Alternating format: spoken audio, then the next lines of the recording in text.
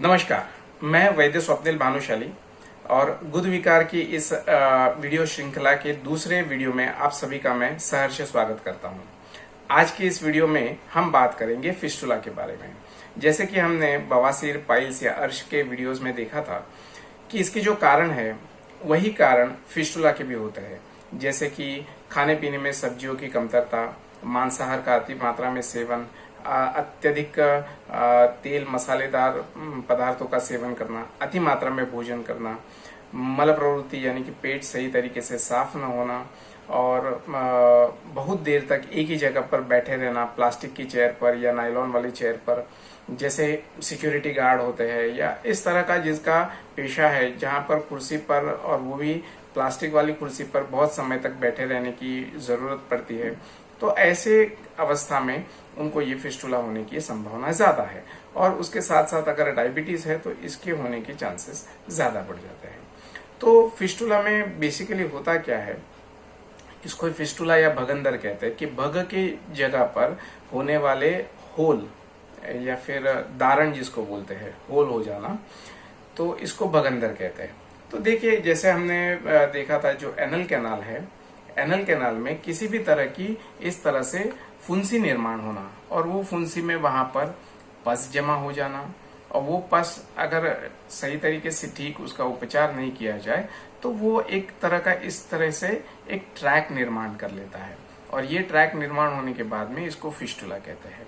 तो इसके लक्षण में अगर हम देखें तो लक्षण में इसके मल प्रवृत्ति साफ न होना, साथ साथ वहां पर गुद द्वार में दर्द होना, मोशन के समय दर्द होना, खून निकलना, फुंसी महसूस होना, एक छोटी फुंसी आती है जाती है, बार बार इस फुंसी का होना, अपने आप ठीक होना, फिर वहीं पर फुंसी होना, ये इसके लक्षण देखे जाते हैं।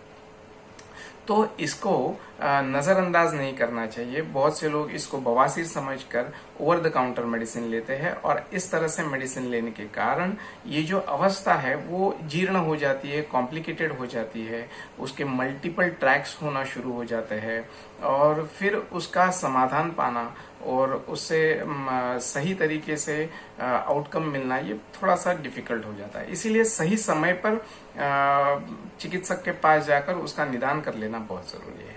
इसको निदान करने के लिए डॉक्टर एग्जामिन करते हैं, ट्रैक्स कितने हैं ये देखने के लिए एमआरआई किया जाता है, उससे पता चलता है कि कितने ट्रैक है और फिर इसके उपाय क्या किए जा सकते हैं।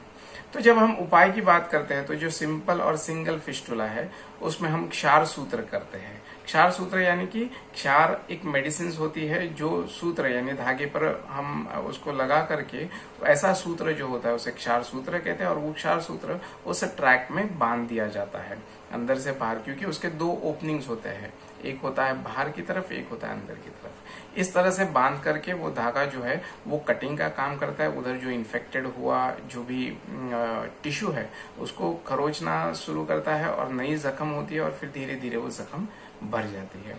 अगर मल्टीपल ट्रैक्स है, पस फॉर्मेशन है, तो ओपन करके उसको ओपन फिस्टुलेक्टोमी सर्जरी की जाती है, अंडर एनेस्थीसिया की जाती है। उसी के साथ साथ अग्निकर्म यानी कि लेजर से कुछ उपाय किए जाते हैं, लेजर से वो ट्रैक को बंद कर दिया जाता है। तो इस तरह के उपाय इसके लिए है। तो सर्जरी यानी कि किसी भी तरह का, चाहे क्षार सूत्र हो, चाहे अग्निकर्म हो या फिर उसकी शस्त्रक्रिया हो, तो यही उसका उपाय है।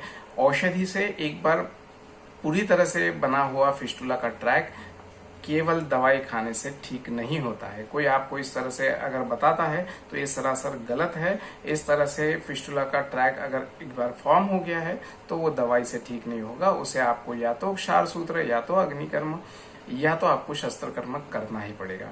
और अगर ये सही समय रहते पर अगर इसको किया जाए तो इससे जो ट्रीटमेंट के आउटकम है, रिकरेंस है, ये नहीं होगा और इसमें से आप 100% ठीक हो जाते हैं। लेकिन अगर ट्रैक्स ज्यादा है, मल्टीपल ट्रैक्स है, तो इसका सही तरीके से समाधान पाना थोड़ा सा मुश्किल हो जाता है, रिकरेंस हो जाता है। सर्जरी होने के बावजूद वापस से वहां पर रिकरेंस आना शुरू होता है। तो इसीलिए सही समय पर चिकित्सक को दिखा दीजिए और दिखा करके इसका समाधान पाइए।